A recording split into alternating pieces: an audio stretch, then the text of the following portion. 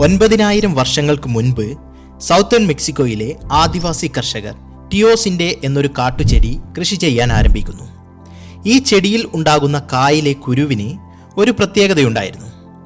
ഈ കുരു അല്ലെങ്കിൽ കേണൽസ് ചൂടാക്കിയാൽ പൊട്ടിത്തെറിക്കാൻ തുടങ്ങും. അങ്ങനെ ഈ ചെടി വിഭാഗത്തിൽപ്പെട്ട പ്രത്യേകം കൾട്ടിവേറ്റ് ചെയ്തെടുത്തുണ്ടാക്കിയ പോപ്കോൺ ആണ് ഇന്ന് ലോകത്തിലെ എല്ലാ തിയേറ്ററുകളിലും വീടുകളിലും ആളുകൾ ആസ്വദിച്ച് കഴിക്കുന്നത്. ഹായ് ഫ്രണ്ട്സ്, ഈ എഡ്യൂക്കേഷണൽ വീഡിയോ ശ്രദ്ധിച്ച് കാണുക. അവസാന ഭാഗത്ത് ഒരു ചോദ്യം കൊടുത്തിട്ടുണ്ട്. ആ ചോദ്യത്തിന് ശരിയുത്തരം കമൻ്റായി ഇടുന്ന ഒരാൾക്ക് 500 രൂപയുടെ ഒരു ആമസോൺ പ്രൊഡക്റ്റ് സമ്മാനമായി അയച്ചു തരുന്നതാണ്. എന്തുകൊണ്ടാണ് ലോകത്തിലെ എല്ലാ തിയേറ്ററുകളിലും പോപ്കോൺ കഴിക്കുന്നത് എന്ന് ചിന്തിച്ചു നോക്കിയിട്ടുണ്ടോ? അത് പറയാം.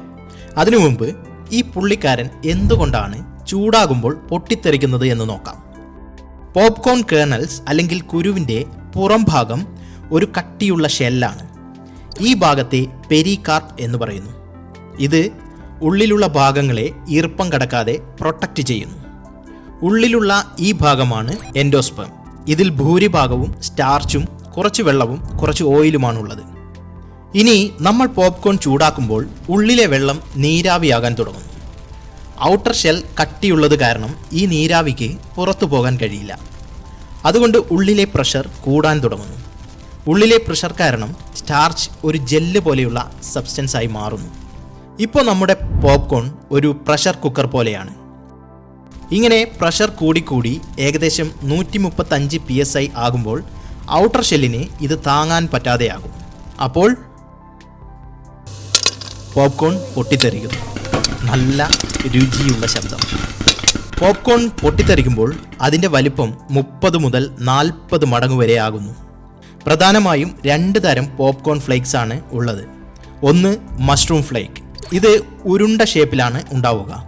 മറ്റൊന്നാണ് ബട്ടർഫ്ലൈ ഫ്ലേക്ക്, ഇതാണ് നമ്മൾ കൂടുതലായും കഴിക്കുന്നത്. അമേരിക്കയിലെ പഴയകാല ആളുകൾ പലതരം കോൺ കൃഷിക്കൊപ്പം പുറന്തോട് കട്ടിയുള്ള യഥാർത്ഥ പോപ്കോണും കൃഷി ചെയ്തിരുന്നു. പക്ഷേ അന്ന് പോപ്കോൺ അവരുടെ പ്രധാന സ്നാക്സ് ആയിരുന്നില്ല. പിന്നീട് 1400കളുടെ അവസാനം യൂറോപ്യൻ അധിനിവേശകർ അമേരിക്കയിൽ എത്തുന്നു. അവർ പോപ്കോൺ കൾട്ടിവേറ്റ് ചെയ്യാനും ചൂടാക്കി ഭക്ഷിക്കാനും തുടങ്ങി. പക്ഷേ അന്ന് ഇത് എങ്ങനെ കൃത്യമായി പാകം ചെയ്യാം എന്നതിനെക്കുറിച്ച് അറിവില്ലായിരുന്നു. അവർ ചില പാത്രങ്ങളിലൊക്കെ ഇട്ട് ചൂടാക്കിയും തീയിലിട്ടും ഒക്കെയായിരുന്നു പോപ്കോൺ അന്ന് പാകം ചെയ്തിരുന്നത്. എന്നാൽ 1837 ഇത്തരത്തിൽ മെറ്റൽ വയറുകൊണ്ടുണ്ടാക്കിയ പാത്രം കണ്ടുപിടിച്ചതോടെ പോപ്കോൺ തിന്നൽ എളുപ്പവും രസകരവുമായി.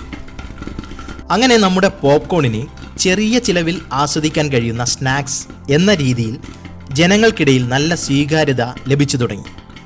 അമേരിക്കക്കാർ അവരുടെ ആഘോഷ പരിപാടികളിലെല്ലാം പോപ്കോൺ കഴിക്കാൻ തുടങ്ങി.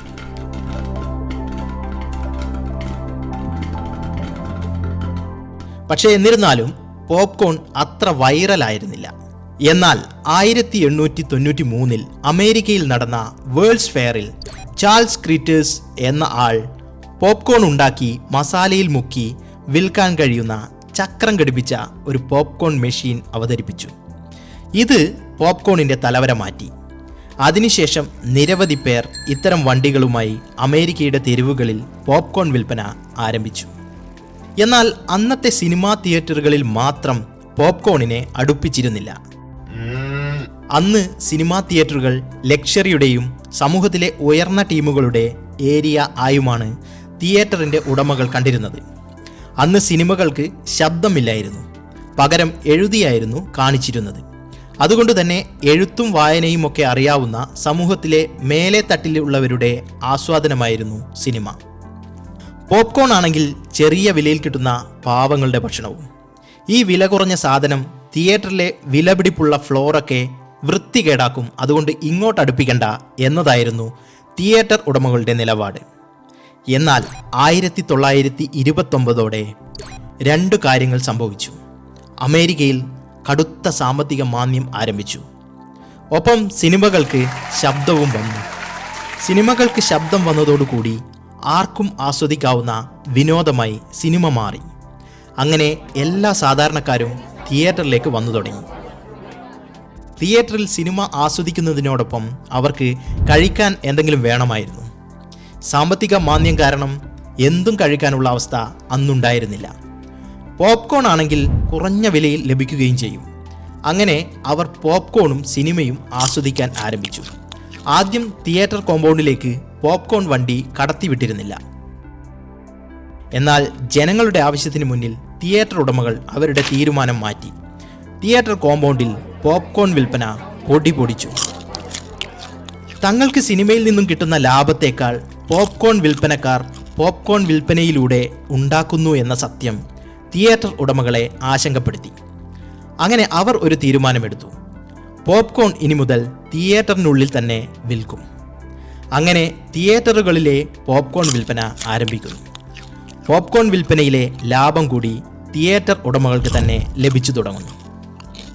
ചെറിയ ചിലവിൽ നിർമ്മിക്കാൻ കഴിയുന്ന പോപ്കോൺ 10 ഇരട്ടി വിലയിൽ വിറ്റ് തിയേറ്റർ ഉടമകൾ അവരുടെ മൊത്തം തിയേറ്റർ ലാഭത്തിൻ്റെ 40% പോപ്കോണിൽ നിന്നും ഉണ്ടാക്കാൻ തുടങ്ങി.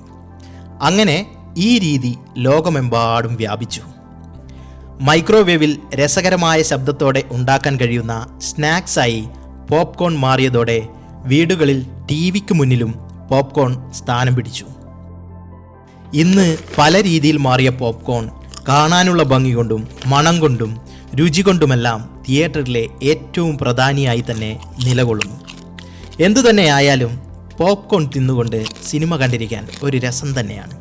പക്ഷേ ഒരു കാര്യമുണ്ട്, പോപ്കോൺ ചമച്ച് ശബ്ദമുണ്ടാക്കി സമാധാനത്തിൽ സിനിമ ആസ്വദിക്കുന്ന മറ്റുള്ളവരെ ദയവ് ചെയ്ത് വെറുപ്പിക്കരുത്. ഇനി ഈ ആഴ്ചത്തെ ചോദ്യം: who invented the first commercial popcorn machine?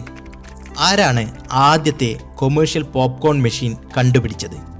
ഈ ചോദ്യത്തിൻ്റെ ഉത്തരം ഈ വീഡിയോയിൽ നിന്ന് തന്നെ ലഭിക്കും. നിങ്ങളുടെ ഉത്തരം കമൻ്റായി ഇടുക. ശരിയുത്തരം അയക്കുന്ന ഒരാൾക്ക് 500 രൂപയുടെ സമ്മാനം ആമസോണിൽ നിന്നും വാങ്ങി അയച്ചു തരുന്നതാണ്.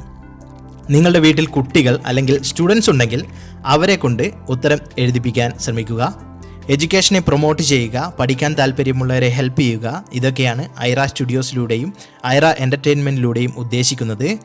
ഭാവിയിൽ എഡ്യൂക്കേഷനുമായി ബന്ധപ്പെട്ട് കൂടുതൽ കാര്യങ്ങൾ ചെയ്യാൻ ആഗ്രഹവും പ്ലാനുമൊക്കെ ഉണ്ട്. അതുകൊണ്ട് കൂടുതൽ ഡീറ്റെയിൽസിനും അപ്ഡേഷനുമൊക്കെ ഞങ്ങളുടെ ഒഫീഷ്യൽ വാട്സപ്പ് ഗ്രൂപ്പിൽ അംഗമാകാൻ കഴിയുന്നതാണ്. ഗ്രൂപ്പ് ലിങ്ക് ഡിസ്ക്രിപ്ഷനിലും കമൻസിലും കൊടുത്തിട്ടുണ്ട്. അതുപോലെ കൂടുതൽ എഡ്യൂക്കേഷണൽ കണ്ടൻസിന് വേണ്ടി ഞങ്ങളുടെ വെബ്സൈറ്റ് വിസിറ്റ് ചെയ്യുക.